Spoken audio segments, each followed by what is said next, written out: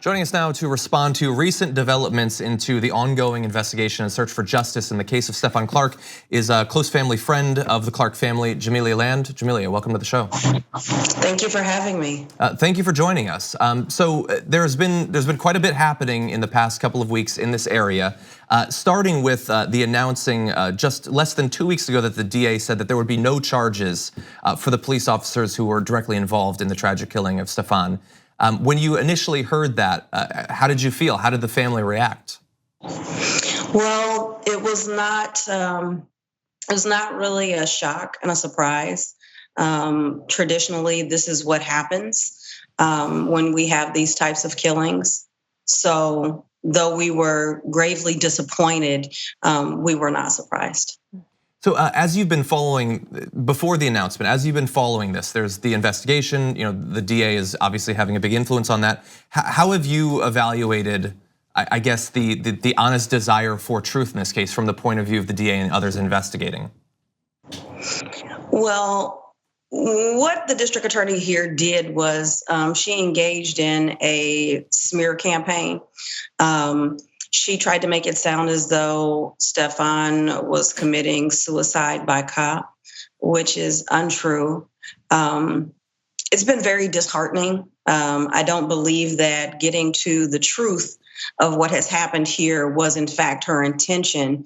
The intention has been, like so many other times, when the victim of these types of situations is Black, oftentimes they are dehumanized and they are criminalized. And so again, I was not surprised, yet I was absolutely shocked and appalled at the depth of which she engaged in her smear campaign. And we've been waiting to hear what the Department of Justice might do. Supposedly there's going to be a civil rights investigation. California more generally apparently is not going to take any big action. So I'm curious at this point, how is the family holding up? Is there hope that there might be some justice at this point? Well, there is definitely hope that there will be some justice, and I am adamant about ensuring that not just we as a family, but as a community actually get that. We are focused more on getting AB 392 passed.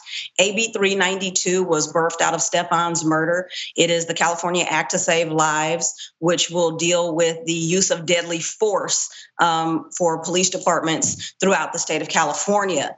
As progressive and a liberal state as we have been touted to be, California has some of the highest numbers when it comes to police murder. For example, Kern County has been deemed the #1 city in the state, in the country for police murder. So what we're looking to do is get the legislative bill AB 392 passed.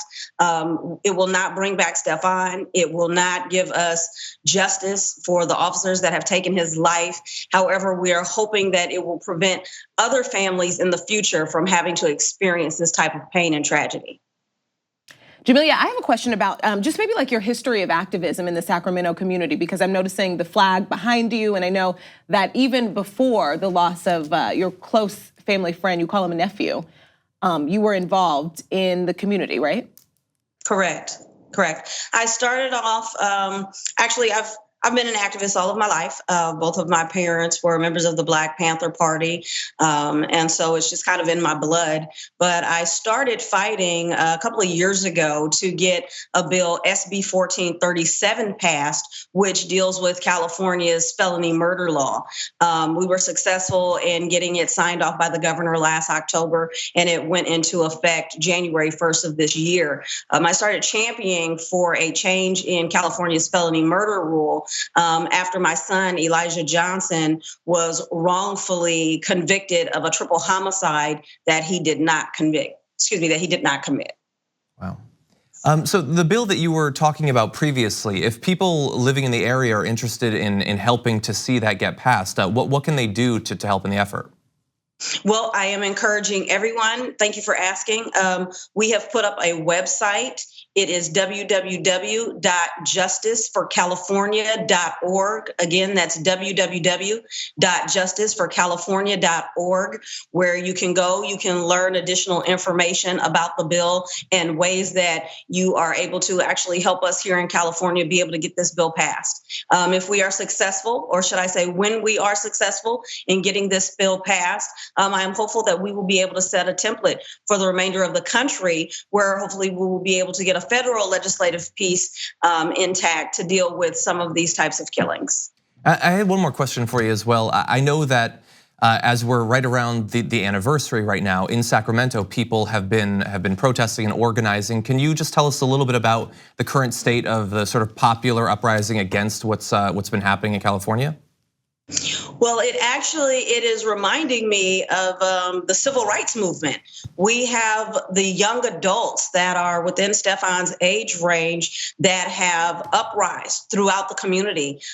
Just the night before last, over 150 protesters actually came to the family home. Grandma allowed them to come into the backyard. There was a moment of silence. We've had children throughout the city marching out, crying out for justice in the name of Stephon. I have organized a march, No Power, No Peace. It will be held this upcoming Thursday, March 14th, starting at 10:30 a.m. Well, we will march from Rayleigh Field downtown to the state capitol, where we will be pushing for AB 392. What I'm hopeful that will come out of this, very specifically in the African American and the Latino communities, is that we not only champion for this bill, but we begin to engage the youth in their civic duty and responsibility. In the state of California, for example, you can pre-register to vote at the age of 16. Many of our youth in our inner cities do not know this, but they do know what it is like to be 16 and have more RIP t-shirts than they do homecoming and prom pictures. And so we are hoping to engage the youth in their civic duty and responsibility, and be able to really bring awareness to what is happening, because these killings are occurring every day in this country, and we continue to get these types of responses from the district attorney, the attorney generals, and we're just tired. We've had absolutely enough. So we are definitely seeking to get AB 392 passed, and hopefully, like I said, a federal legislative piece down the line. Jamelia Land, thank you so much for joining us. We really appreciate it. Thank you for having me. Thank you very much for watching this clip from the Damage Report. If you liked it, don't forget to subscribe to this channel and ring the bell on YouTube to get notifications of our new videos. And of course, you can catch the full Damage Report live every weekday at 1 p.m. Eastern, 10 a.m. Pacific on TYT Network on YouTube TV.